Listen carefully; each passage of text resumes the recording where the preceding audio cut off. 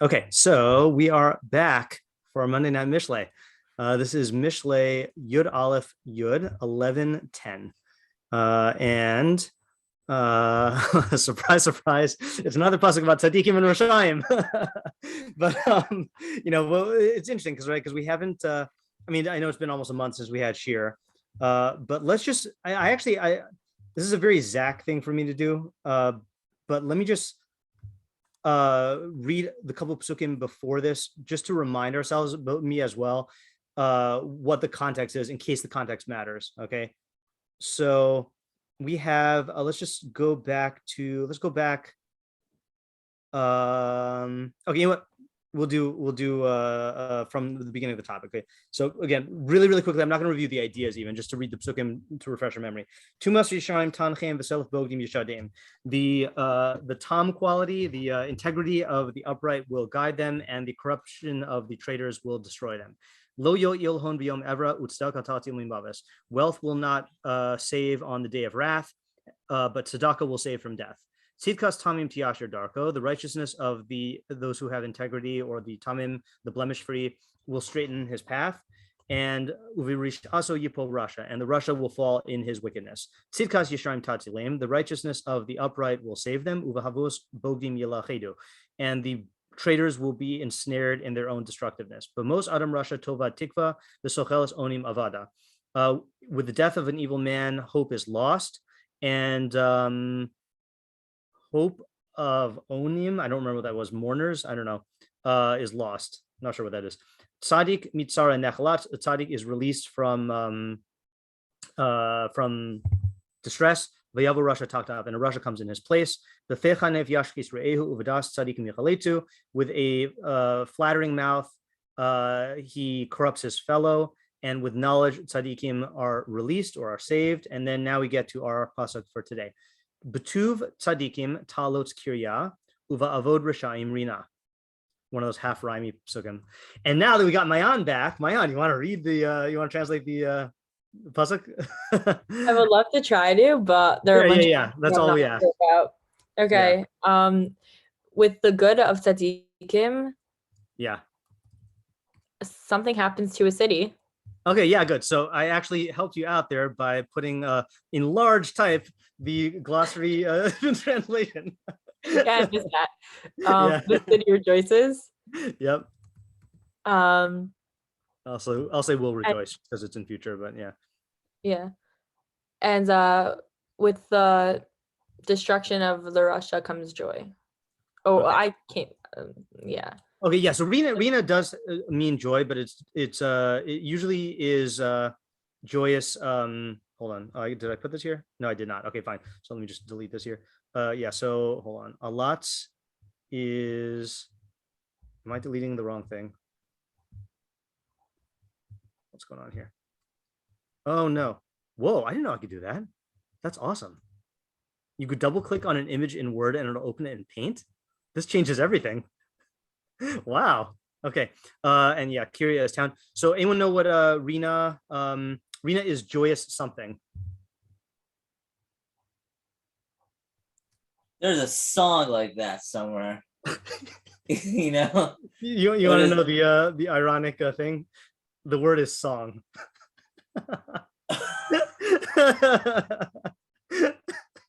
Joyous song. Yeah, there you go. Right, that worked out for you, Ariel. You knew that all along. You were just Yeah. Okay. So with the good of the tzadikim, the city will rejoice, and with the destruction of the wicked, there is joyous song. Okay.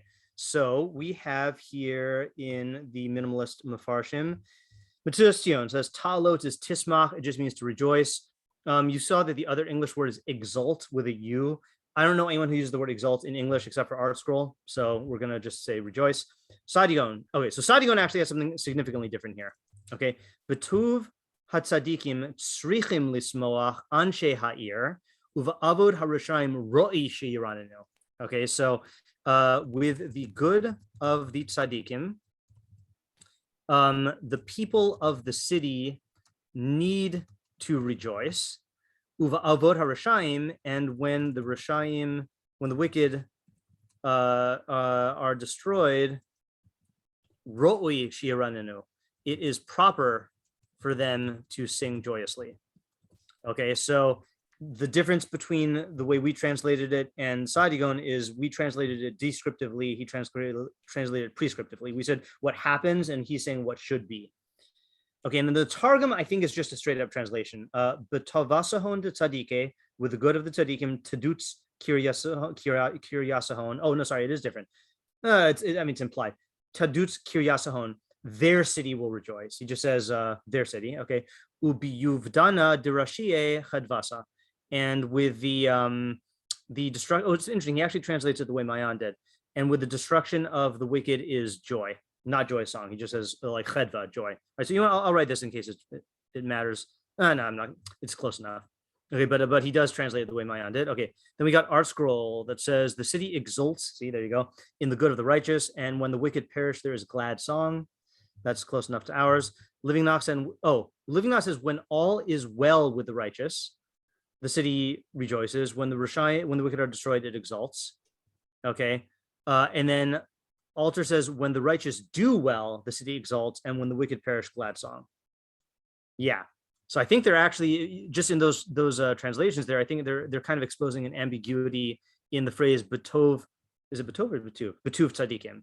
So open the floor for questions here. Yeah, I remember where the word Rina is from. It's from Sheva Brachos. Yes, it is, and that's all the words for joy. Like, so you can remember. Like Gina, Rina. I think that's like the 5th or 6th bracha where people start singing. That's right. Yep, that's the one. Yep. Yeah, and that's Ditza is in there, and that's how he translates alot's Ditza. And then Chedva also is in there. So you got all the stuff from the song. Okay, so what are the questions?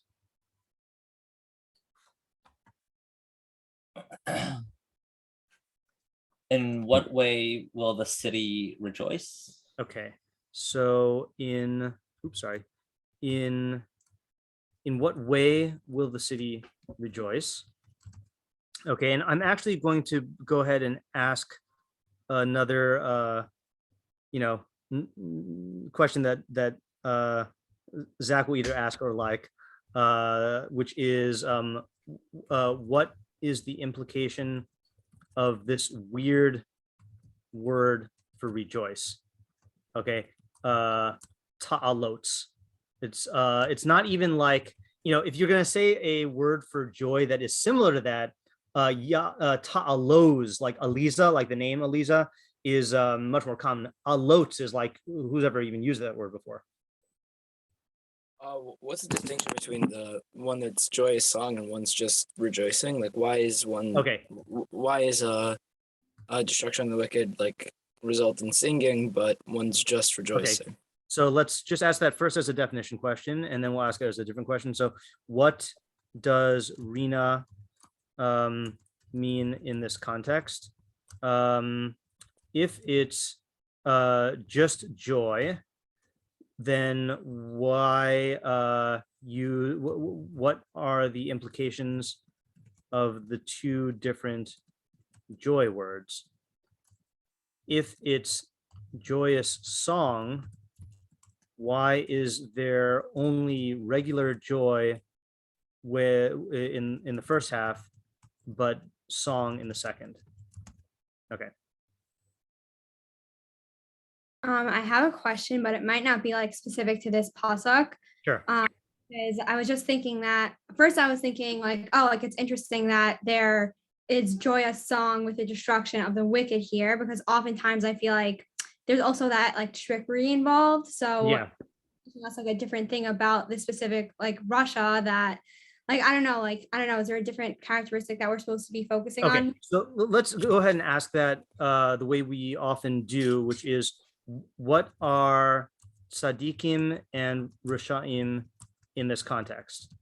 Okay, and that way we can get like, is it talking about our usual definition, or is it a specific quality? Is it talking about these?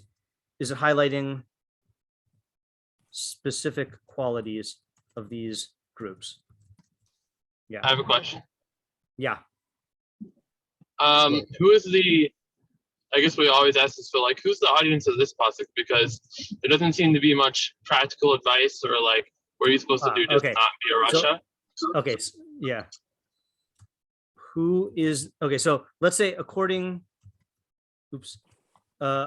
According to our reading, okay, not tzadikim, who is the audience of this pasuk, right? Because tzadikim, I mean, well, I guess you can still ask the question for tzadikim, but he does explicitly identify the audience. He's saying it's talking to the people who live in a city, right? But I guess the question would be, actually, let's do this then. According to our reading, who's the audience of the pasuk? And then according to Sadia Gaon's reading, according to Sadia Gaon, who says that the pasuk is directed at the citizens of the city, what types of citizens need to be told this, right? Apparently, he's saying that these are people who would not naturally be inclined to rejoice when these things happen, and so we would still need to know who these people are. So I guess, yeah, your question does apply to both readings. What is betuv tzadikim? Like yes. what? Okay. Good. That's what I was hoping, the ambiguity that someone would pick up on from the translations. So, what does betuv tzadikim even mean? Like, if they do on business, like, does that count? Okay. So, more basic question before we even get to that. I don't know if you noticed this in the translations. There's two general ways that you can even. All right. So, Yosef, you were asking like in a specific way, like what types of good is this talking about, right? Yeah. So even before that, I think there's just two ways to translate or to read betuv tzadikim. This is what I was wondering about. Yeah, go ahead, Abigail. I was wondering, I mean, I don't know if this is exactly what you were talking about, but after Rifki said her question, it made me think like betuv tzadikim could be in good tzadikim, or like, so is it because ubeavod reshaim rina, like with the destruction of reshaim, is it talking about both of them, the people themselves, or is it talking about both of their actions, or is it talking about one and one? You know what I mean? I mean, okay. So yeah, go ahead. Kind of sounds like things that are happening to them. Okay, like, so that's the ambiguity I wanted to get to, right? So let me just branch this. I think we're gonna have to do like a divide this into several questions. So is this talking about the good that happens to them, right? Like you saw two of the translations said when all is well with the tzadikim, okay? Or is this talking about them doing good, okay? And I think there is like a problem with, well, I was just gonna say there's a problem, okay? But those are like two ways to read it. And then after that, you can say Yosef's original question. Then I want to come back to Avital's question. Either way, what is the scope or nature or character of this good? And then Avital, what was your question? I don't think I got it. Part of it I think is like betuv tzadikim. Couldn't you translate that like as in like in good tzadikim? Like that's where like that's with what the city rejoices. Okay. Because I was thinking ubeavod reshaim is at the actual destruction of the Russia. Yeah.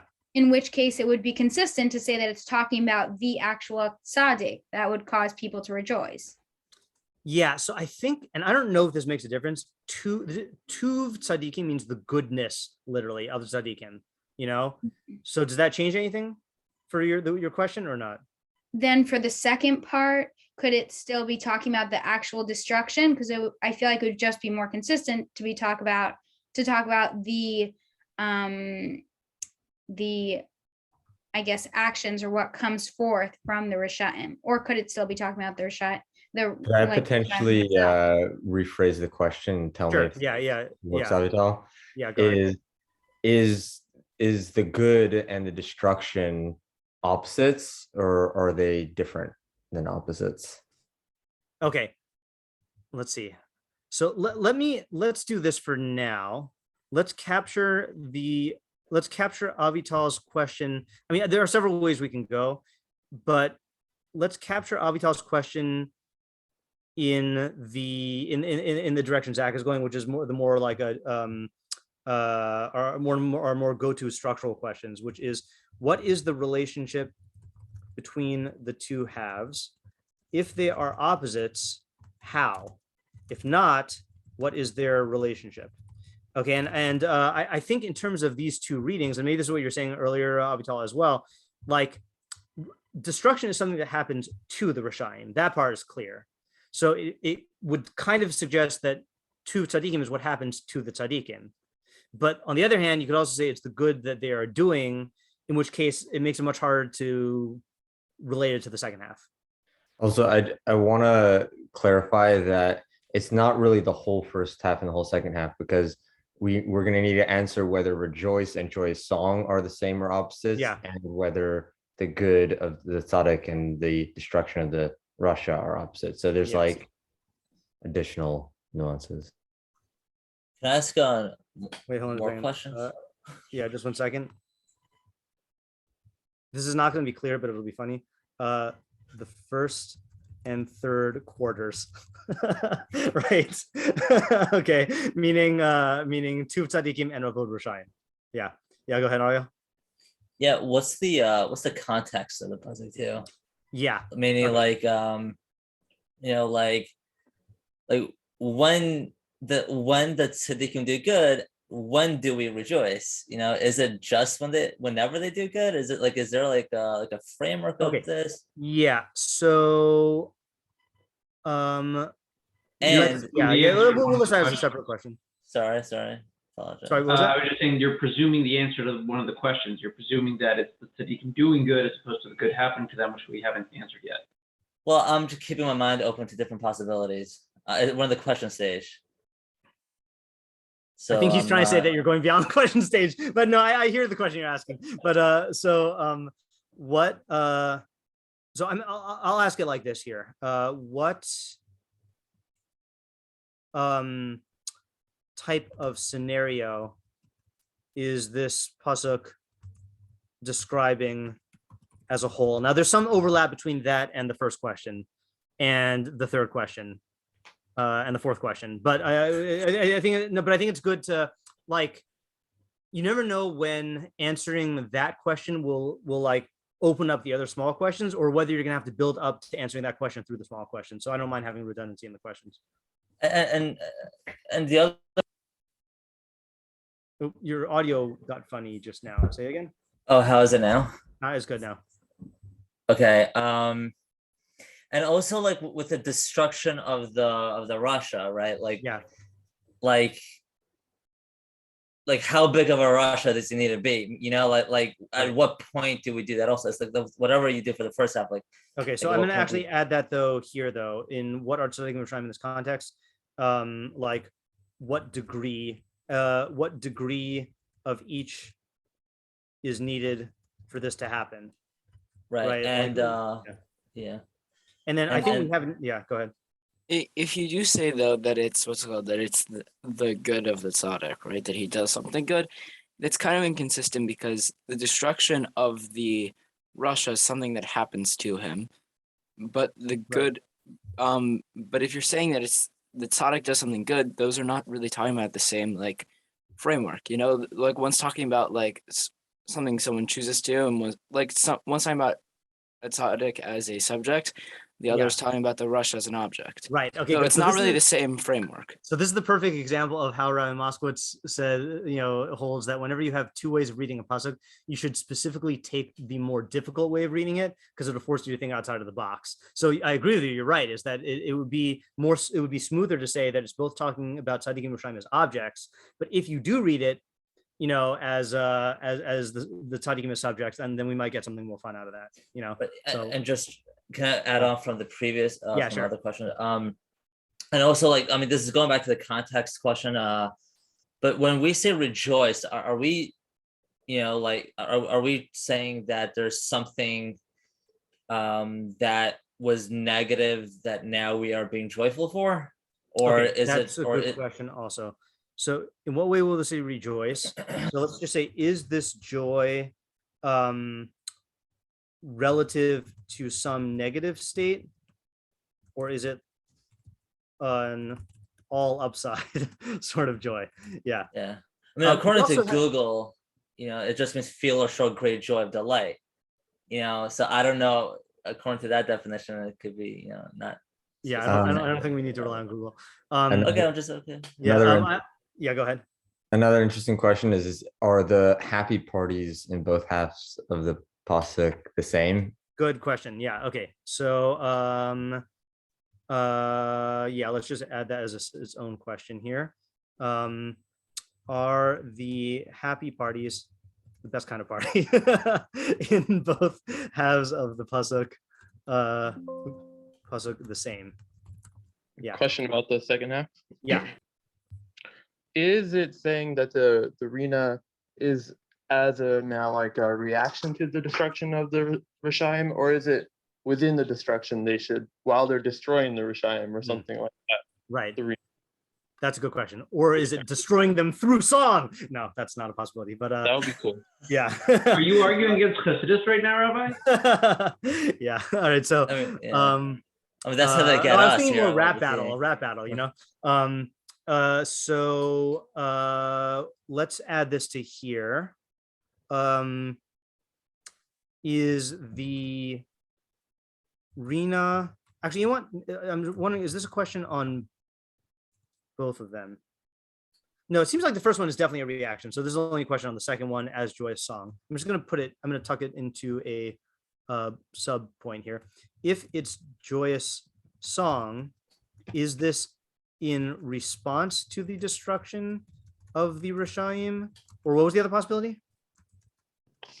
Coming along with the destruction, Or does or it like accompany? Right. part- Is it accompany. like a soundtrack? Yeah. yeah. Yeah. Okay. We have not yet asked a basic question, which I think we've all asked in our minds, but we just haven't listed it yet. Is what is the nature of the, or like what is the destruction of the shrine? Right. Oh Like, yeah. how Okay. does it come about? Like what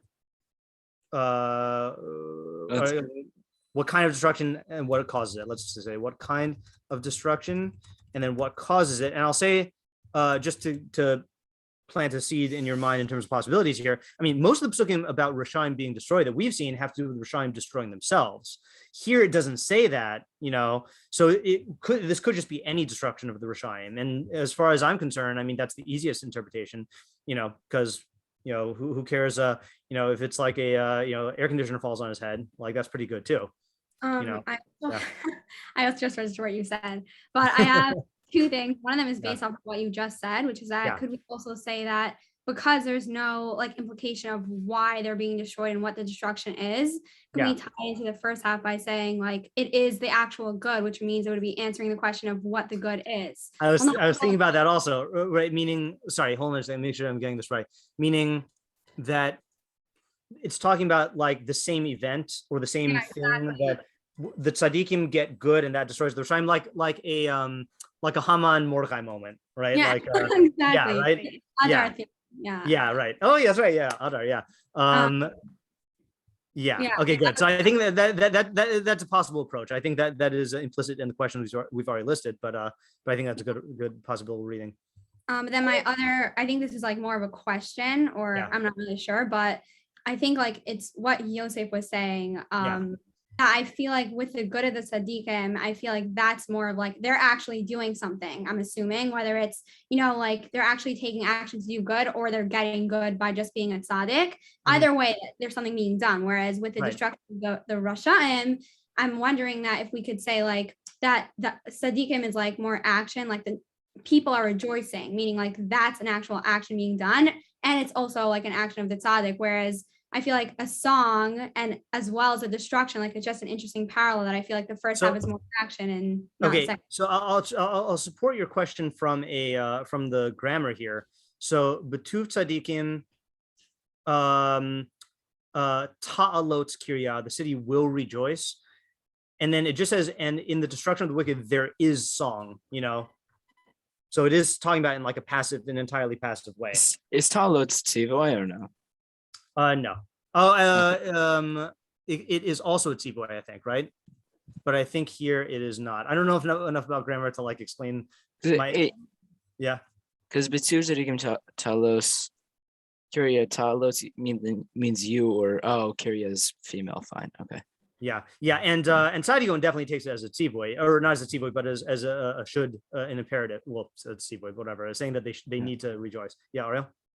Yeah, it's funny. I was up according to our tzadikim, I was going to ask 2 questions.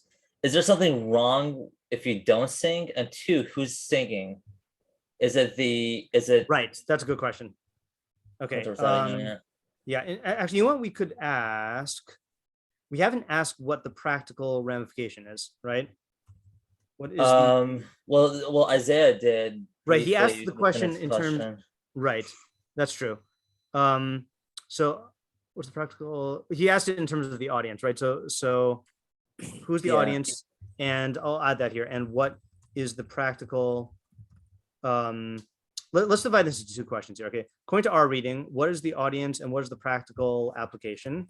And then according to Sadigon, who says that the pasuk is directed at the citizens of the city, what types of citizens need to be told this?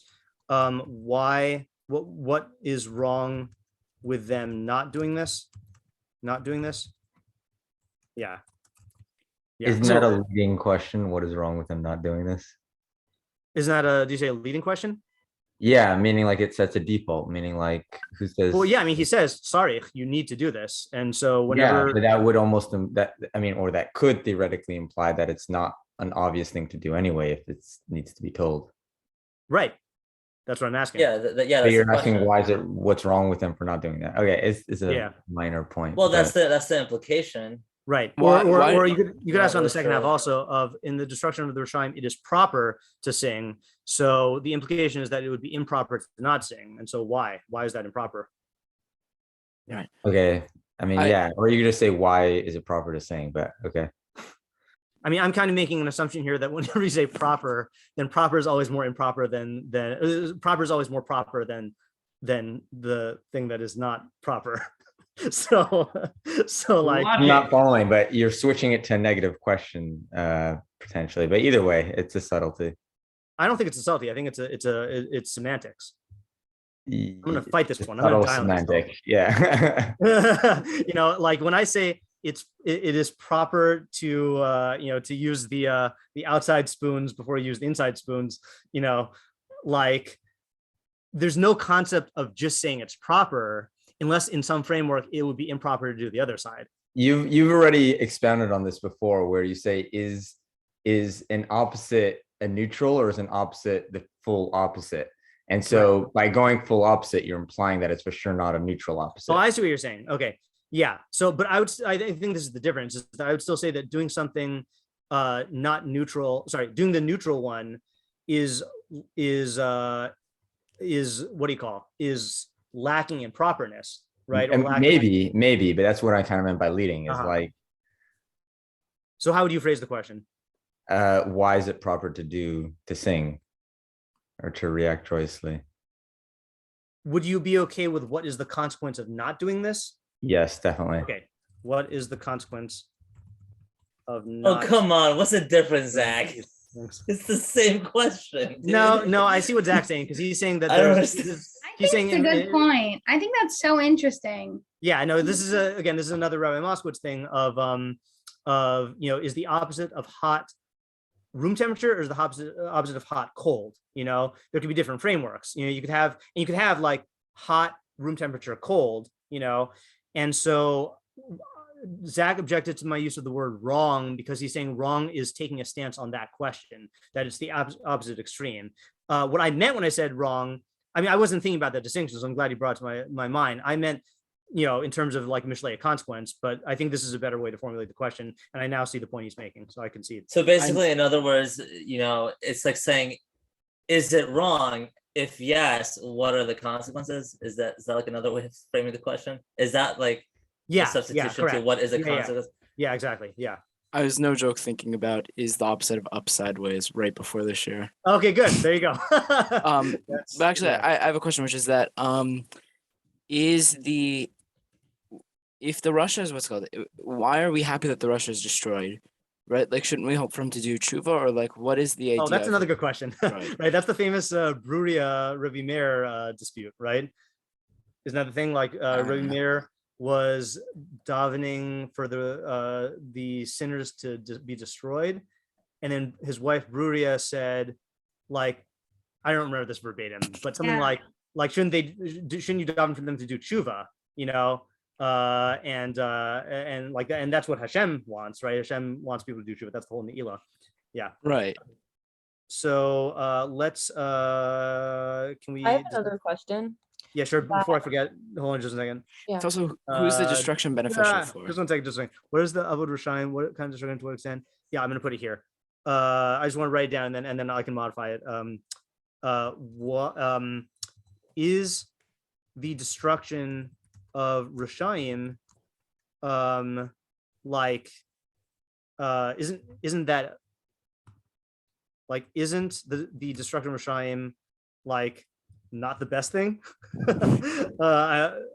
Meaning, don't we want them to do teshuvah? Oh, who said they had Mayan? Did you say you had something to add to that, or a different? It's a different point. So if Sure. Yosef's on it. Oh yeah, Yosef, go ahead. I forgot the other thing I was gonna say. Okay. You say sorry. what's the destruction or something, or who's it destroying? Is it? Can it be someone other than the reshaim? Oh, was it right? No, it's like in what way are they being destroyed? Like if the guy just dies, right? Oh, right. Like is that considered Yeah. the destruction? Yeah, Should I you think we rejoice have. from That was what I intended with the what causes it. Right. Yeah. Okay. Yeah, Mayan, what was your new question?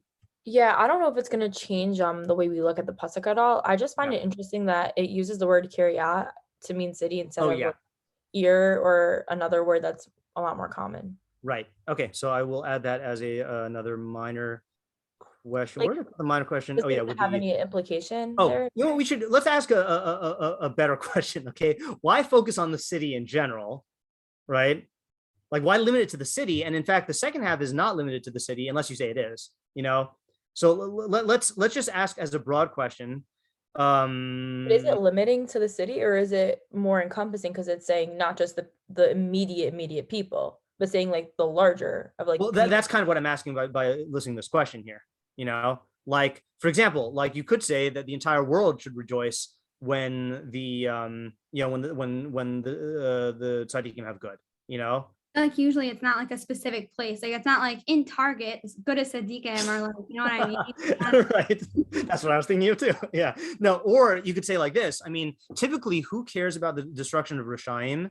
Usually it's the people in that city, you know, or in their locale. Like most people don't care if some, you know, warlord in the middle of like some country that no one has contact with gets destroyed, you know. So let's just lump that under one big question here, which is what is why focus on the city? Okay, and split that into why is the rejoicing at the good of the tzadikim seemingly limited to the city? Is the joy of the destruction of the Russia of the reshaim also only in the city, or is it? It's kind of the same question as like the difference between the happy parties, right? Yeah, this is a clearer way of asking it. Did we list that? Yeah, correct. I'm just going to move the question here. And then we'll put my aunt's question. Oh yeah, sorry. If it is more universal, why should / do like non-citizens rejoice about the destruction of the reshaim? Right? I mean, if it's saying should, then we can understand why, because like reshaim anywhere are bad, but why would they, you know? Okay, and then let's add the question that sparked this, which is why use the weird word kiryah for city instead of something more common like ear? May I ask another question? Yeah. And this should be the last question. Okay. you found it. Would it be possible? There are no others. Yeah. Would it It's be done. possible? would it be possible if you can send us this Google Doc, because I won't be able to keep up with all the questions. Okay, let's see what the easiest way to do that would be. Just send it in the chat, because like I'm gonna have to have it on my other screen over here. Yeah. and- Okay. So let's do that then. Chat. I see what you mean now by the last question. All right. Oh, this is the weird thing though. When I go like this, it takes me to this weird, like, alternate dimension. You know, let me exit the screen here for 1 second. If it's too much work, just forget about it. No, I'll work for you, Ariel. Well, thank you. I Deserve appreciate to that. see questions. Yeah. Okay. Hold on. I just have to find it. It'll be worth it with the amount of Well, the idea is stars you better pay up. Yeah. Hold on. Oh, I could go quick access. There we go. Now where do I keep these things? I've only just saved them to Mishlei. It might have been saving to last year's thing. Oh man, this is hopeless. Okay, forget about it. Forget about it. I don't want to be the one. If you remind me prior to next week, then I'll figure out how to do it. Copy and paste them into the chat, like drag. I can do that. Yeah, it'll come out kind of funny, but I could do that. Yeah. Can I know no more questions, just a comment. Sure.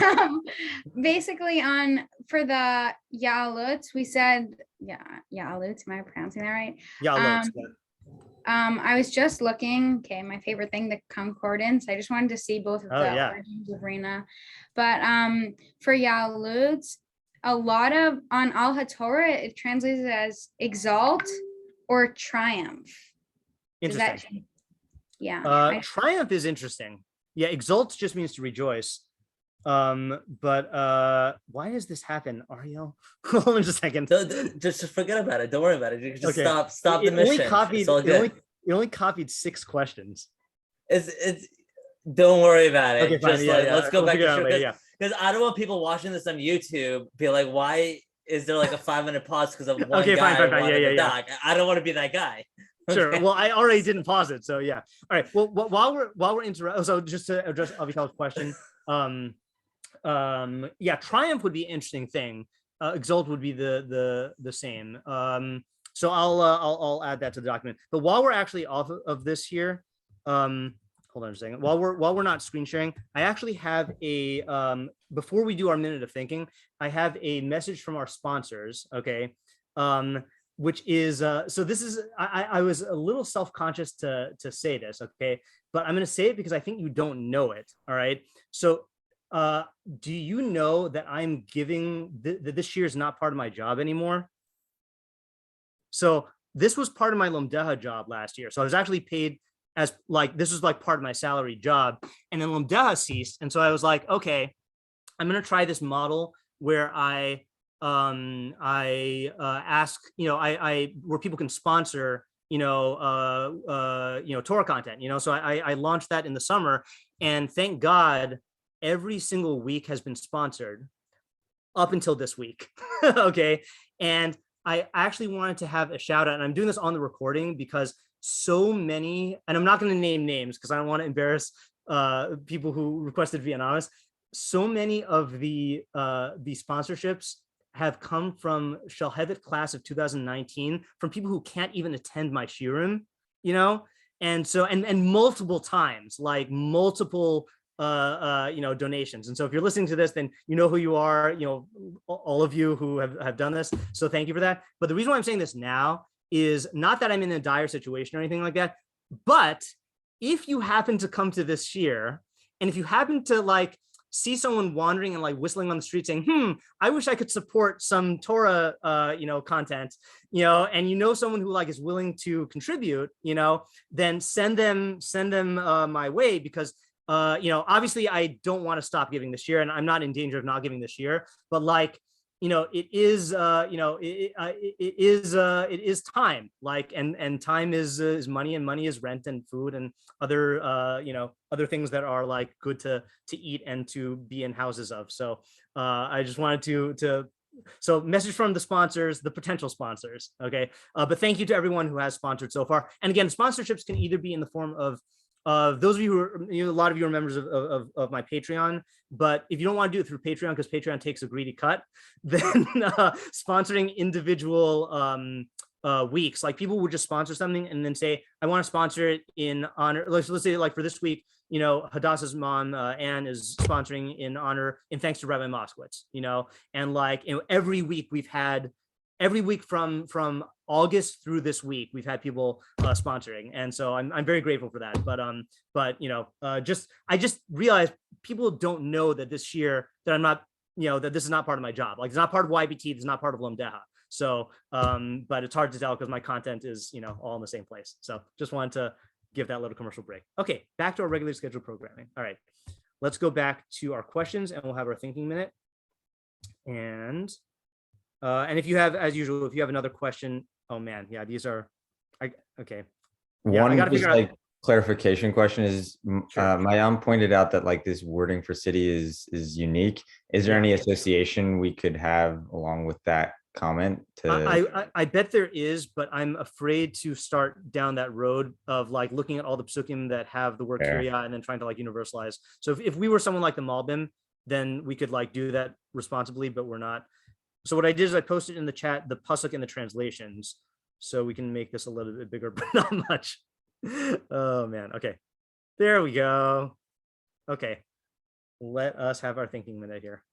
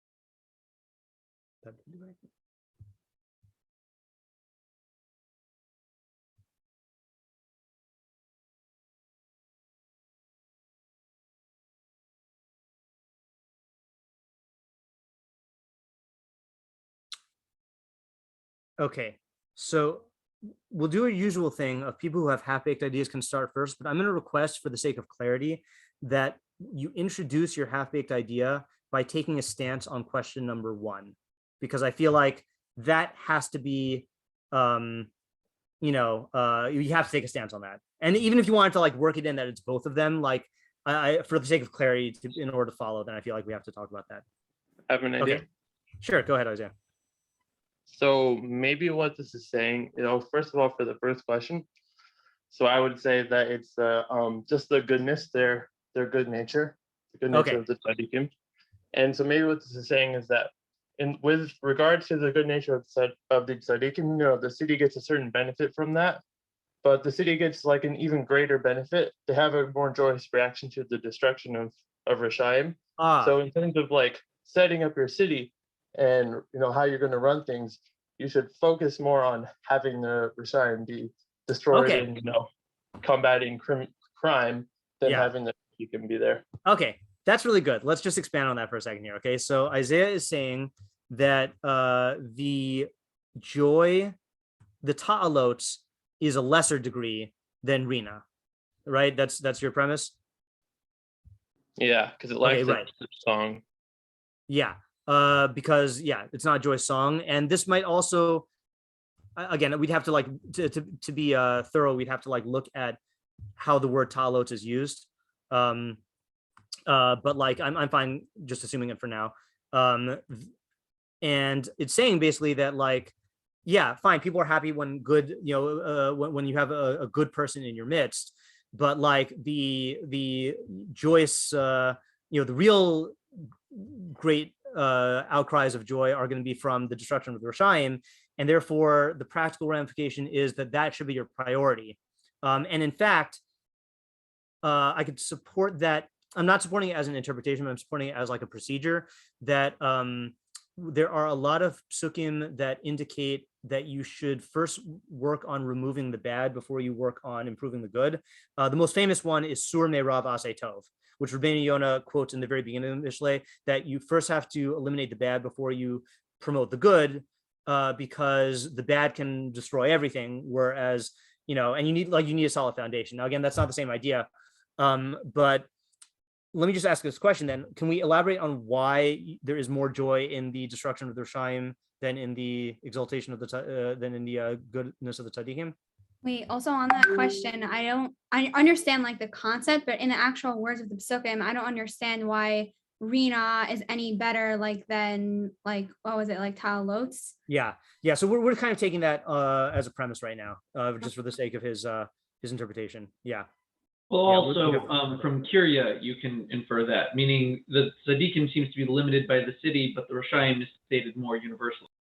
Okay, you could say that. I think, Isaiah, you were saying though that both of them are about the same city, right? Yeah, I would have said that they are both talking Yeah, about the and same and thing. and I think that actually works smoother for Isaiah's interpretation. So what assuming that his reading of the words is correct, why would the goodness of the tzadikim not promote a greater joy than the destruction of the reshaim? I think you could say, like, just to answer the question, that maybe it's the goodness of the tzadikim is like a constant thing, but the destruction of reshaim is like removing a negative. So when you remove it, so people have a happier reaction than the thing they're taking for granted, like the constant. Okay, right. Yeah. So one answer definitely is the constancy of the good. The tzaddikim will have a constant goodness in themselves and to the people, and people will take it for granted. I mean, like, if you need a raya for this, read Sefer Bamidbar, right? Like, Hashem is a tzaddik, right? We say tzaddik Hashem b'chol derechav v'chasim b'chol ma'asav, and people always take Hashem for granted, and don't have this just constant joy of the goodness that Hashem does for us. I think that's one interpretation or one answer to that. Anyone have any other elaborations on Isaiah's idea? Because I've got a couple. Yeah. Also, I was just thinking that I just had this idea in my head of it's a classic mashal, but let's say you have a tree, but the roots of the tree are all rotted and whatever. And I think that if you had just the good of the tzaddikim, obviously that's great and it's amazing. But if there is reshaim in that city without destruction of them, then I feel it will be very hard to get to that, to those even better levels of good in the city. And I think that if there's any, like you were saying, if there's any bad, it could just grow and grow, like where you were saying, Rabbeinu Yonah, someone said in the beginning of Mishnah. I actually maybe want to add on to that. It's Sure. Is that the reshaim kind of put a constant strain on the level of the people, or on just the people in general. The tzaddikim can do good and it can promote more good. Yeah. But the thing is that it's not necessarily going to allow for as much growth as getting rid of the Russia. Right. Yeah. A keyword being allow, right? Like the Russia's presence is going to withhold a lot of potential good that can come from this. I'll give you an example that hopefully is relatable. And again, my mind automatically goes to school analogies because that's a system I'm very familiar with. It's like, if you've ever been in a class that it's good people in the class and a good teacher, but there's one really annoying student, that is always either monopolizing the floor, or just misbehaving, or just being annoying, so in fact it's a pasuk in Koheles that reminds me of a pasuk in Koheles that says Zvuve Mavis.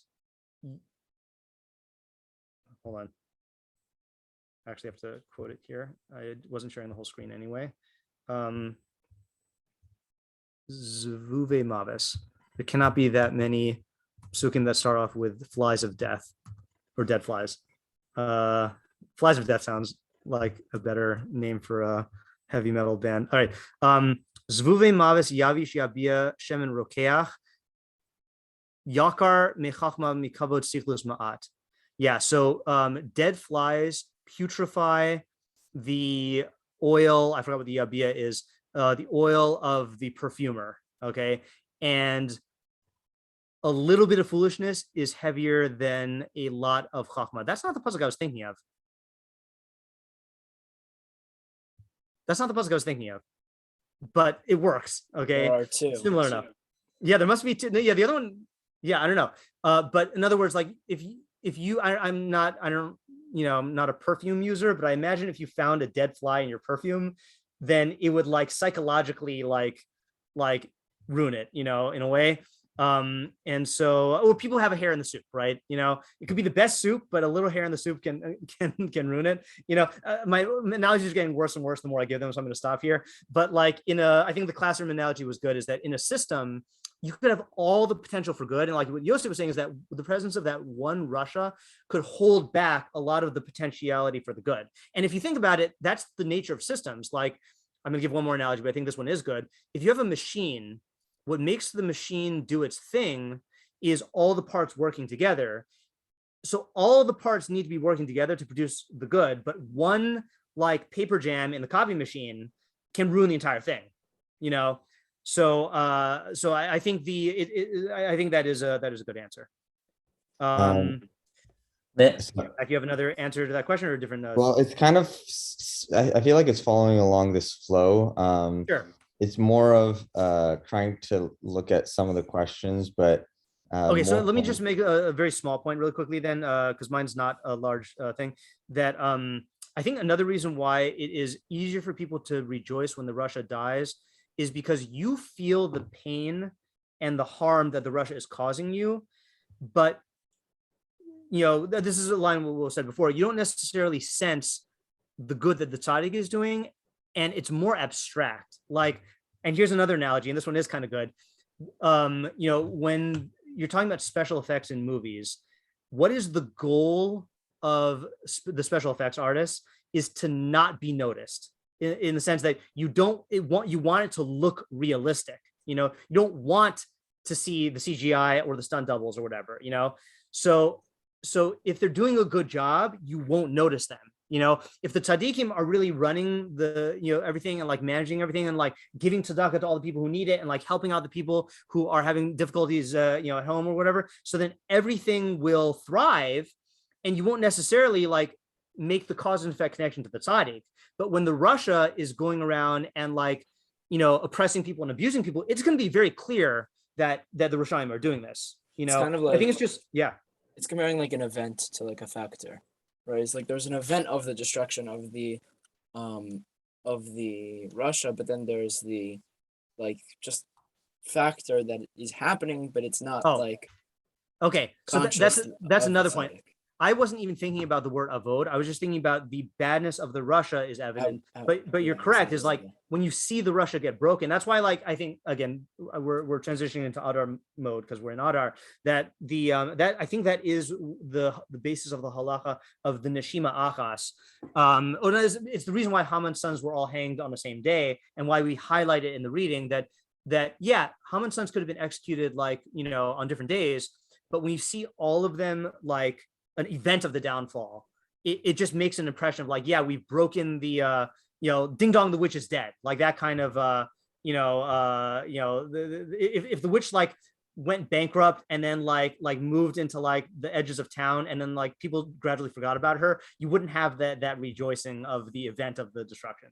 I give another example of what you're saying. Sure. I was thinking when I just saw that about like the destruction of the wicked and literally the joyous song, I was just thinking like Yitzias Mitzrayim, like we literally crossed the Yam Suf, and like that's like it was like there was actual song that came from that. Right. Yeah, that's a good example. Trying to like fit that into this. Yeah, I was thinking about Yitzias Mitzrayim and Kriyas Yam Suf also from the context of the question of is it necessarily a good thing that the Russia is destroyed? Because that's where we see that there was a criticism of the Malachim for singing Hallel, right? About the destruction of the Egyptians. Yeah, Michael? Do you mind if I jump in on the flow? Oh, all right, fine. Yeah, sorry. We'll go with so because I think what I'm going to do is just tie what we're saying to some of the words in the pasuk, which is basically the difference between the good and the destruction and rejoice and the joyous song. Yeah. To the ideas we're saying. And I think that like a good analogy. Well, first, I think that the difference between good and destruction is that good seems like a temporary thing, and destruction seems final, and rejoice seems like a temporary thing, and joyous song seems more final because it's continuing. Like a song continues onward rather than a Okay, shout. I agree with like, your first point more than yeah. your second point. Yeah, but Well, it's just how it occurs to me. okay. Yeah. So I was thinking, If I were going to support it, I would support it through the grammatical structure of will rejoice versus there is song. The there is does make it sound like a permanent thing. I wouldn't try to derive it from the word song. I would derive it from the fact that it doesn't say they will sing. It says there is song, like as if it's a reality. Just, I hear. Yeah. Yeah. So the analogy that I was thinking of was that of like if there's like some evil force threatening a city, like a villain in a superhero movie, and then you have the Yeah. superhero going out to fight the villain, and everybody's watching. Yeah. And then just from like if we're just observing what happens every time the hero lands a blow, they're gonna be happy, their hero is fighting and doing well, so they're going to rejoice every time the hero is succeeding in a move or some one of their attacks. But when the villain takes a blow, they're not happy yet because the threat of the villain is still there. And so it isn't until the villain is destroyed that they can really rejoice, because up until then there's still this ominous threat that like maybe it'll come back and continue. Okay, that's good nuanced reading. Yeah, right. Meaning with the tzaddik, you feel happy with every advancement, but with the Russia, you can't rest until he's gone. To me, like this isn't really an answer to much. It's more just like an analysis of like what some of the mechanics of the pasuk are. I'm not really sure what idea this implies or deeper idea this implies.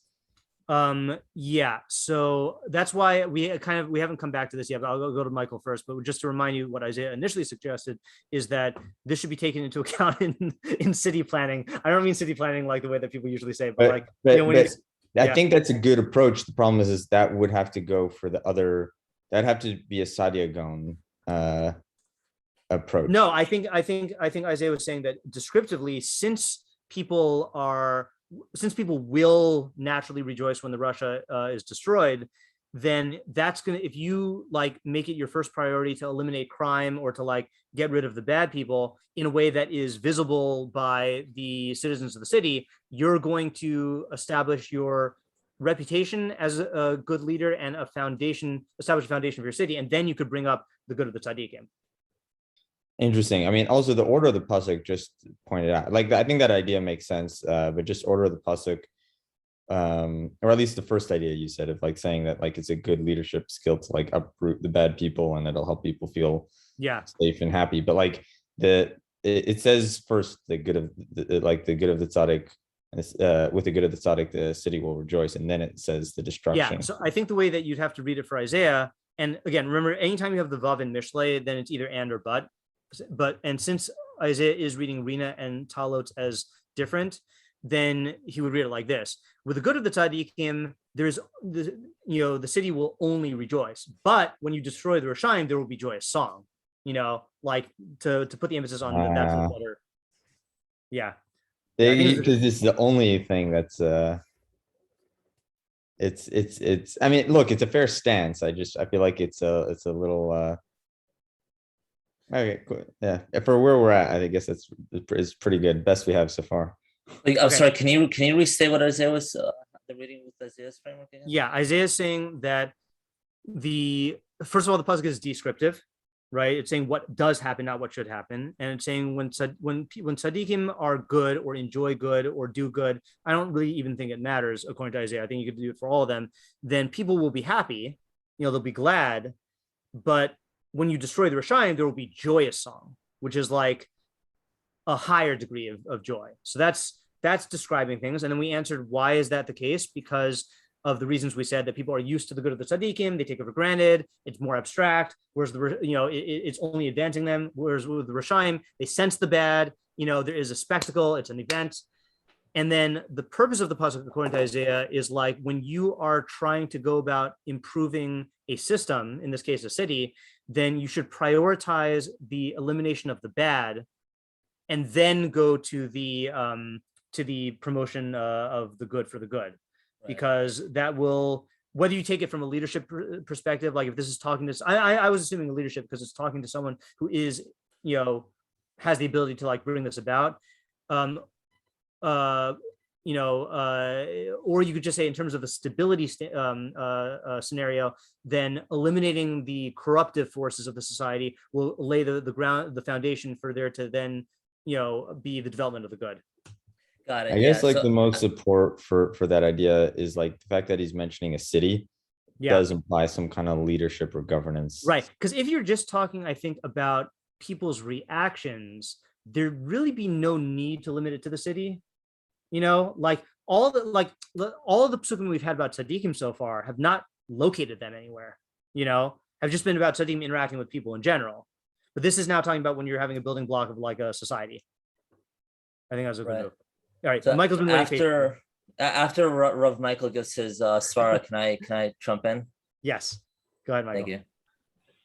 Okay, so first, I like Isaiah's reading, and I have a bit of a comparison that is not a perfect comparison, but I think it illustrates what the pasuk is getting at. And I think it is getting about the reaction of the masses. Okay. So in terms of B'tov Tzadikim Ta'alot, I think that's talking about a Keanu Reeves type character. Okay. By which I mean a good person that people exalt in, meaning he is good, he imbues good and good things happen to him. And we're all sort of... Sorry, hold on just a second. Keanu Reeves' character, meaning the actual person of Keanu Reeves, not like a character played by Keanu Reeves. Okay, good. And background, Keanu Reeves is like a good person. Okay, fine. Exactly. Keanu Reeves is a good person. Yeah. People exalt in that. It's a certain type of reaction that the people have where they're exulting because there's a bit of ego that the city produced this type of person. And also it's something laudable that we should all like aspire to be. And that's just sort of the cultural response.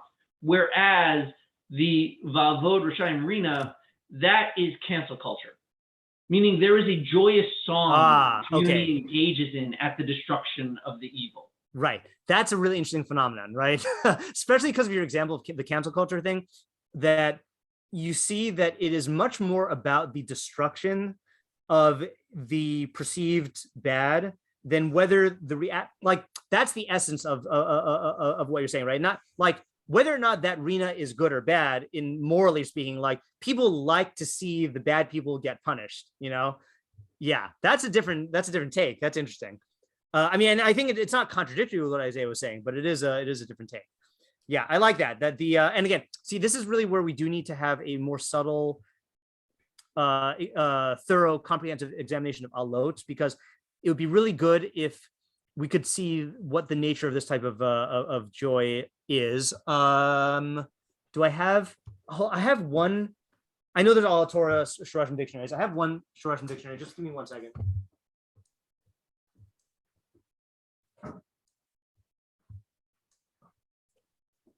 I bought this earlier in the year and just found it. I have not used this yet. So, but it says stuff like this, but it's based on the Rishonim. That's why I got this one. So a lot it says here is rejoice, be happy, feel comfort and security, cheerful, and make laugh. Okay, that doesn't help us at all.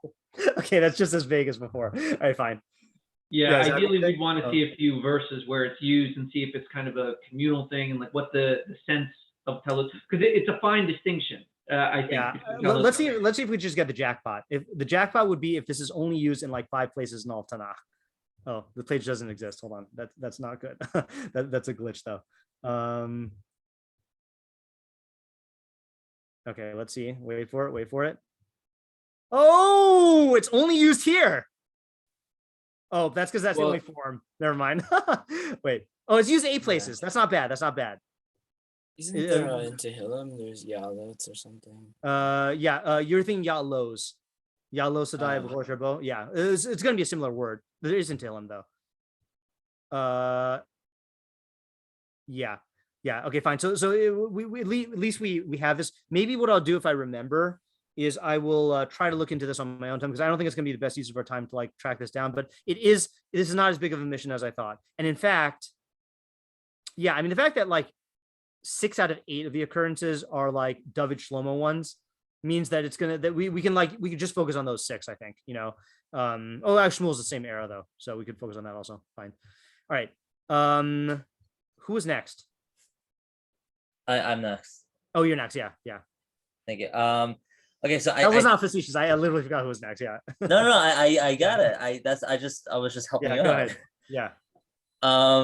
Okay, so maybe okay, so I'm gonna go with Rav Sadigon's Okay. translation. Because it just happens to work out with my theory. Yeah. And to answer question number one, I'm going to be focusing on the what the tzadikim are doing. Yeah. More so the like the consequences of their actions. Mhm. You know, what the tzadikim is doing and what the consequences of what the Russia did and destroying them. You know, Yeah. what that would mean. And I also want to say that the goal that the audience, I'm going to jump to the audience really quickly because, you know, I do think answering the audience is going to help us understand, you know, like the purpose of this pasuk. And I think the purpose of this pasuk is to show us the importance of effectuating the idea of recognizing the tzaddikim's righteousnesses and the consequences of that. Yeah. And recognizing the destruction of the reshaim and taking and using that, you know, as a way of furthering ourselves in the future. Okay, good. I like the way approach you're taking. Go ahead. Okay. Yeah. That is the goal of the pasuk. Okay. That I'm saying that is the goal of the pasuk, right? Yeah. So, and I think that there are two extremes. You know, the second half of the pasuk is specifically talking about the extreme of the Russia, and the first half of the pasuk is talking about the extreme that's talking about what they're doing. So I'm going to learn each half as an independent pasuk at the moment, and then I'll attempt to combine it because in my mind it's just easier. So with the good of the tzaddik, right? I think that you know, you can have a point where, let's just say that a Russia doesn't exist yet. Okay, let's just keep it simple. You know, you're in a city, and you know it's just neutral. It has potential for growth. You know, you can invest in that in the city, and you know you can have great opportunity for tzadikim. You know, if you implement the system of it. And that is doing good for the city. You are now changing the city and turning it into something positive from neutral. That in itself is a growth. And that is something that one should rejoice about because you're coming from nothing to something that's positive. Mm-hmm. You're rejoicing in that. You recognize the good, and you should recognize it because it effectuated a positive change that you should internalize, right. And you should give that a. Oh, your audio just went weird. Oh, okay. What was the last thing? Okay, what was the last thing you want to say? It's good. You want to rejoice in that because it's inherently good, and you want to give that over in the future to other people as well. Okay. Because you want to remember how that feels. You want to know what it is. You know. Okay. And, okay. Now, the second half of the pasuk is, you know, you have a Russia in the city, and let's assume that there are no tzadikim, right? Okay. The Russia in the city, you know, you can really see the destruction of the city. You can literally see it's like Sodom. Like Sodom is really like bad, is horrible, whatever. And however, when you destroy the rishas, and I'm not necessarily saying you should kill the reshaim or whatever. I'm just saying if you destroy the rishas as a whole, whether you remove the idea, they do tshuva or whatever, even if they do tshuva, it's as if you destroyed it because you were destroying the rishas, not necessarily the person. So once you destroy that, you're coming from pain to. You're coming from pain to something that's now that feels good. Like it's almost like you're on ecstasy right now because like, you know, the life you're living right now is like completely phenomenal as opposed to what you're living before, you know? Mm-hmm. So you want to now I can't answer the question of why you would sing songs for it. I don't know. I'm just highlighting that, there is like a natural consequence of it. You should also rejoice in that too. The point is, it's proper to sing for that. It's proper to pass that on to future generations. Okay, so I have comments, but Yosef, are you wanting to add something to what Ariel's saying first, or you have a separate track? I was about to say, if anyone has anything on Ariel, say it before I go. Okay, fine. So I was going to say a really good example of what Ariel's talking about is, and I actually have to go back and look up the shiur, see if it's recorded in I can tell you what year this was. Yasser Arafat died. Yasser Arafat died in 2004. So when I was in yeshiva in 2004 and Yasser Arafat died, I think Rabbi Chait threw a pizza party for the yeshiva guys and gave. I think it was Mendy Fader. Oh no, okay. Yeah, there was definitely one that Mendy Fader threw a party. I can't remember. One of them was Saddam Hussein and one of them was Yasser Arafat. And I forgot, one of them was Rebbe and one of them was Mendy Fader. Okay, I don't think I was there in 2004, so that one might have been Rebbe. And then when Saddam Hussein died, I think Mendy Fader threw that pizza party. Okay, you know how we can tell? Actually, this might not even be on the regular site. This might be on the pre-YBT.org sites. Arafat. Hold on. Because Rabbi Chait gave a shiur. Why are there all these people? Oh, why did it take me to, I'm confused. Arafat. Okay, there we go. Eulogy for Arafat. That's right. Yeah, so it's possible this wasn't even recorded, but I remember Rabbi Chait gave a shiur on this pasuk when Arafat died and when they threw this pizza party, because he was saying how basically similar. I think what Ariel was saying is basically, you have to take, so the death of reshaim is something that is objectively good. But the thing is like people don't necessarily get affected by that. So you need to like condition them or associate that with something that is like that naturally feels good, like joyous song, in order to promote that value system. Is that an accurate summary of what you're saying for the second half? Exactly. Okay, right. And same thing for the first half, is that when good things happen to tzadikim, or when tzadikim do good things, that is proper to celebrate in order to reinforce that value system. And we see this, unfortunately, we see this much more in younger children. And I'm not saying it's unfortunate for the younger children, but you see like in chinuch, of like celebrating, like, I don't know, I was, again, never had this thing, but like a siddur party or whatever, or like, I don't know what they call, like big celebrations for like kids doing good things in order to promote those value systems. And it's not just for the kid, it's like for the entire society, So I just want to read one halacha first, and then we'll go to Yosef. There's a halacha in the Rambam that takes this to the extreme. And this is not just a Rambam halacha, but I just know where to find him. In Hilchos Eivel, the laws of mourning, chapter 1, halacha 10, is it? Yeah. Kol portion midarchei tzibur. Anyone who, and don't apply this practically because like, whatever, there's like practical stuff here, but kol portion midarchei tzibur, anyone who separates from the ways of the congregation. V'him ha'anashim sheparku ol hamitzvos me'al tzavaron. These are the people who cast off the yoke of mitzvos from their neck. Ve'enon nichlalim bichlal Yisrael ba'asiyas hamitzvos v'kavod hamoados. They do not include themselves in the Jewish people in the doing of mitzvos and in the honoring of the holidays. V'yeshivas bate knesios bate midrashos. They don't go to shul. They don't go to beis midrash. Ella harehin kach b'nei chorin la'atman. They're people, they're as if they are free unto themselves, kishar almost like the non-Jews, like they're just like, I ain't got no master. Okay, v'chein haminim, same thing with the heretics, v'hamushumadim, and the apostates, v'hamosrin, and the people who are informants. Kol elu, so all these people, and this is the laws of mourning.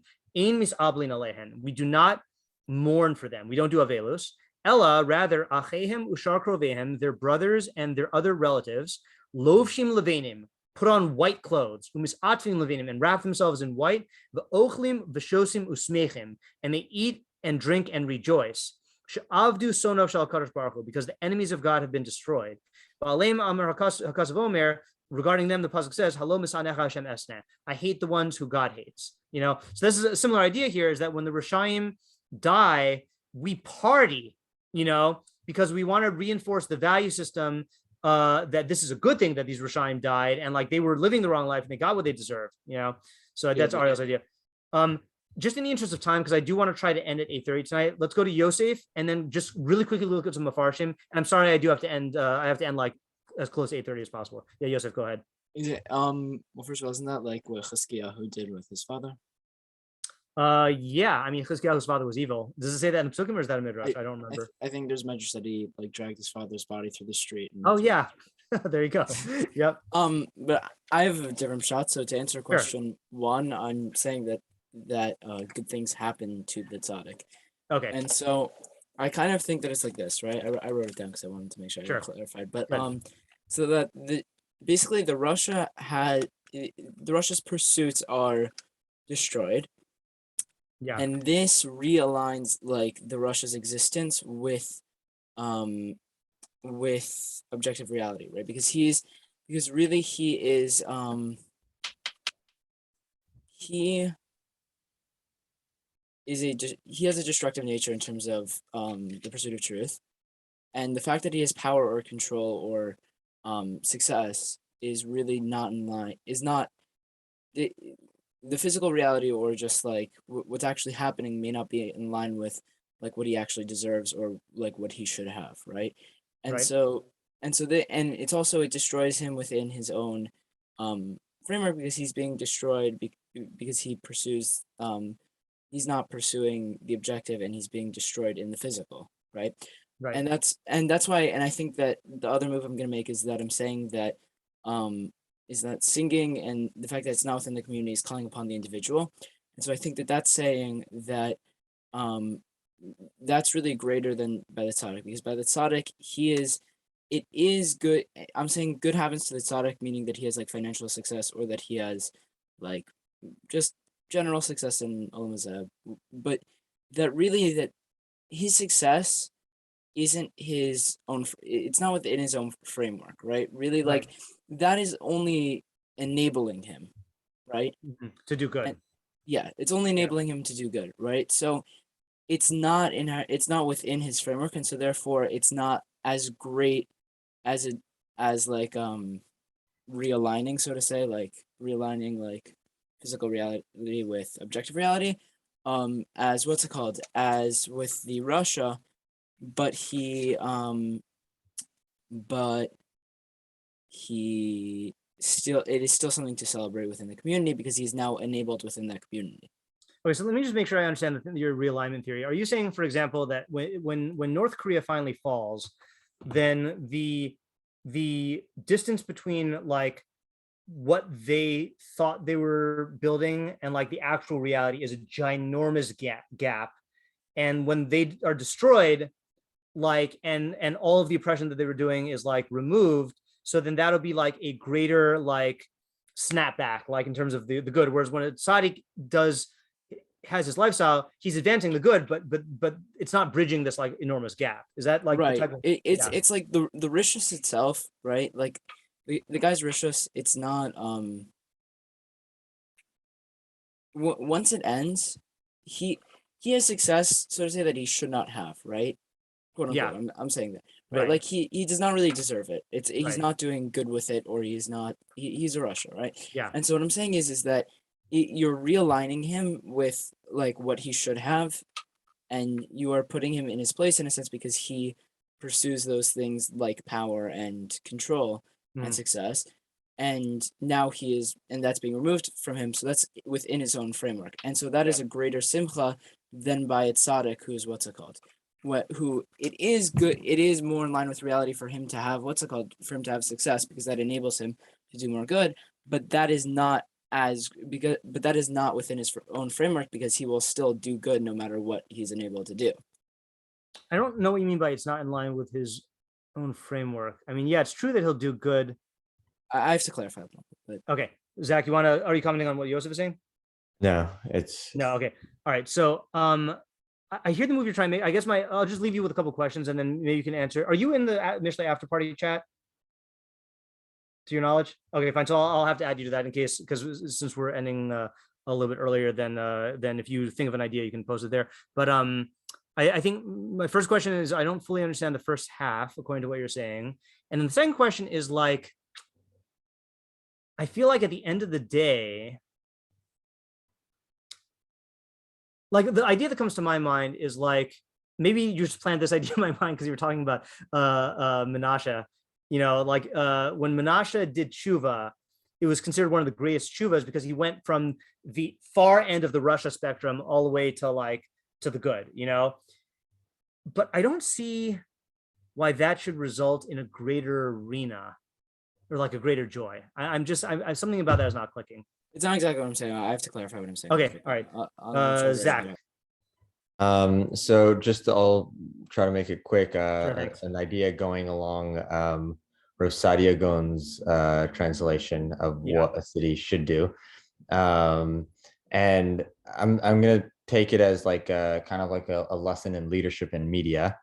And my answer to the first question is that it's both the good the tzaddik does and the good that happens to the tzaddik, and as well as with the Russia. Right. Which is why it's using a generic term, good of the tzaddik, right? Like and so basically I think that if we look at, for example, like modern day leadership in America, and like some of the elections, we had an election that people called like the vote of who you dislike the least or something, So I think that this concept is saying that if you promote media within a city and you have create a culture of celebrating the good and the triumphs of your good leaders and the destruction of your bad leaders, rather than any other metric, which could be, what gets the most views or what's the most exciting to watch, which sometimes is bad things happening to good people and good things happening to bad people. Right. So it's like, if you can focus on, celebrating the victories of your good leaders, you'll motivate having better leaders rather than those potentially good leaders not having any motivation or interest in helping the city. Right. And so essentially is saying that what would happen if you don't do that? You would be putting yourself at risk of not having those good things continue and having that rejoicing, or not continuously destroying the threats that are coming to the city. So like, just to read the pasuk in that sense, it's like with the good of the tzadikim, the people need to rejoice, because if not, then tzadikim might not be as available to keep on bringing them good, and with the wicked, and when the wicked are destroyed, it is proper to sing joyously, because then the tzadikim and the leaders might not be as available to help continuing destroy future wicked threats. Okay, just one question here. So you weren't. This is my fault, I think. When you're talking about the leaders, you're not saying that the leaders in the first half. You're not saying that in the first half the leaders are the tzadikim, right? No, I think they are the tzadikim. Okay, because so then the thing that I'm a little confused by is, I agree that in the culture, or they can be rather they can be the tzadikim, meaning like if you treat your tzadikim a certain way, then they're going to step into positions of leadership. Mm-hmm. Yeah, I guess the thing is I'm not even going to use the strong word of bothering me. The question I have is, I understand how this strategy is important for promoting these values among people in general, but the tzadikim seem to be people who will tend to work for the good even when it's not being recognized publicly, so I can't, like, it doesn't feel like something weird about saying like the reason why we need to rejoice to celebrate the tzaddikim's victories is because that'll make it more likely for the tzaddikim to well, I mean, I feel like the way, maybe there might be more than one way to counter this, but I mean, like, tzaddikim are typically not going to be moving into neighborhoods that promote violence or negative cultures. They're going to be going into other neighborhoods. So if you create a culture that celebrates tzaddikim, they're more likely to be amongst you and to move there and to help facilitate. That part is true. Yeah. Okay, so So like in the long run, if you develop one culture versus the other, you'll see more tzadikim popping up and taking part in the leadership and identifying with the city rather than the opposite. Yeah. So I think a good example of this, and I don't know if this is what you were thinking of when you said like, media, but like when I have seen certain, I mean, I know that there's certain internet social media, like there are certain social media platforms that are considered more toxic than others. But the place I see it in the micro level is like in Facebook groups, then the ones that let in like the bad people drive away the good people, and the more the good people, the less incentive that the good people have to like, participate and like have goodness celebrated, the whole thing just deteriorates and goes downhill, so it's just something about like the free participation nature of the internet allows for this phenomenon to be like accelerated in a way that it can't in the physical world. That's very interesting. Yeah. Okay, let's sorry, I do have to go, and I know we didn't do any of the meforshim. I wanted to say that the irony, it's not irony, it's just funny that none of us said the plain shot that we have said for other pasukim in this parak, which is when the tzadikim are doing well, then the people in the city will be happy because the tzadikim are benefiting them. Like that's and that's like the simplest reading of the pasuk. Like a lot of meforshim said this. Let's just see if I can find this. Yeah, the נחmiash says it. He says, "Tzadikim tovim umetivim labrios." Tzadikim are good and they benefit others. Lefikach b'tovam talos kiria. Therefore, when the tzadikim are in their good, the city will rejoice. The reshaim heim behefek. The reshaim are the opposite. Lefikach ba'avdan ranani rananos. Therefore, when they are destroyed, then people will sing joyously. And then he says, Ariel's pshat, v'od bal hazirenu lismoach b'misas harashaim k'simchasenu b'tovas hatzadikim. He's saying that we should rejoice at the death of the reshaim, just like our joy at the good of the tzadikim. Ki misas harashaim tova lahem v'tova laolam. The death of the reshaim is good for them and it's good for the world. And just to add a point to what Ariel's saying is, I think that it is, Michael's point notwithstanding, that there is a phenomenon of people like of the cancel culture celebration thing of like people celebrating the downfall of reshaim. Somehow there's a different phenomenon of people like saying that it's morally bad to celebrate the deaths of the wicked. And I don't know if it's like just different contexts. Yeah, was that Yosef? I think that's a guilt response. It is a guilt response, right? But what I was puzzling about is not the fact that it exists, but like how do those coincide? Like it seems a little selective, like people will say like on the one hand, like, come on guys, don't kick a man while he's down. And other times people are like, yeah, kick him, he deserves it, So I don't know exactly how to reconcile that, but this pasuk is taking a firm stance on that, which is that like when the Russia dies, you should celebrate his death in order to promote the correct values and override that guilt, because that's not a good kind of guilt. That's like the Rachamei reshaim, that's like Shaul's guilt, right? Over not killing Amalek, that ends up being bad, because if you're merciful to reshaim, then you're cruel to the world, and so like I think that it's just this type of calibration and allocation of like happiness to the death of reshaim. I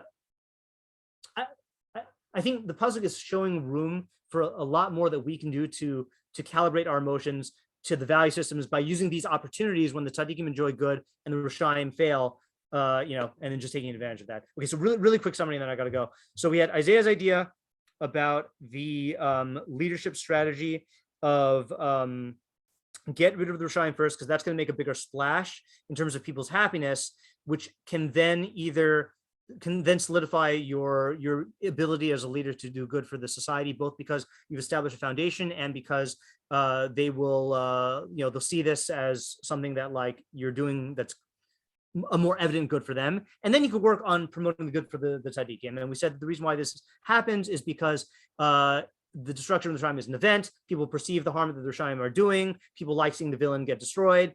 Tzadikim are private. The good is constant. People take advantage of that, or they take it for granted. It's more abstract. Okay, so that's Isaiah's idea in a nutshell. Ariel's idea was what we just said, of that it's promoting celebration of the death of the reshaim and celebration of the good of the tzadikim to instill these values. Were there any other completely full ideas? I know there were ideas that need to be developed. I know Zach had his idea that was going with the flow, but I know the subtlety. I remember the subtleties. Was there a new main idea that emerged from that, or was that still taking the same track? I don't remember. The taking the flow was, I think, the same track. Okay, At the right. end, I tried to take a media leadership approach, but I Oh, don't know. right, yeah, media leadership approach, right? Right, which is the hold on, I just blanked on it. It basically is the kind of culture we create in the city. It's not just about teaching us values, but it's about the Right. kind of leaders that come into. Correct, and into it will play. attract the leaders that will lead to a virtuous cycle or a vicious cycle. Wait, also really quickly, I know you said you have to Yeah. go like 800 times, but Yeah. just like a question/request, and obviously you Yeah. can repeat me. I'm wondering, I feel like maybe it's because I missed it, but I feel like I'm not fully understanding the connection between like what the tzadikim are doing, whether it's them doing good or them getting good, whichever way, and then like Yeah. you're rejoicing. Like I feel like I still don't have like a good understanding of that. So like, you know, either I missed it, like I was thinking maybe we could talk about it next week, or I can just text you or. So whatever. I think Isaiah initially started off by saying, Isaiah, you initially started off by saying when the tzadikim are the recipients of good? I can't remember. No, No. when they are Oh, their goodness of them. their goodness. Yeah. Yeah, the goodness of them. I ended up taking Isaiah's idea and saying, I don't think it matters. I think like when they are being good, doing good, and when good happens to them, like either way, these are people who do good. And so it's going to lead to an improvement of the society and to making everything better. So I don't think it matters. And it might be why Shlomo uses the most vague term possible, the Tuv Tzadikim. Yeah, not sure. Okay, so we can always just continue the discussion in the after party chat, and it's really nice to be back. You know, I know it's been only a month, but it's been a whole month, you know, so looking forward to continuing, and until next time. Have a good Thank night. you. Have a good night, everybody. Thanks. All right, bye.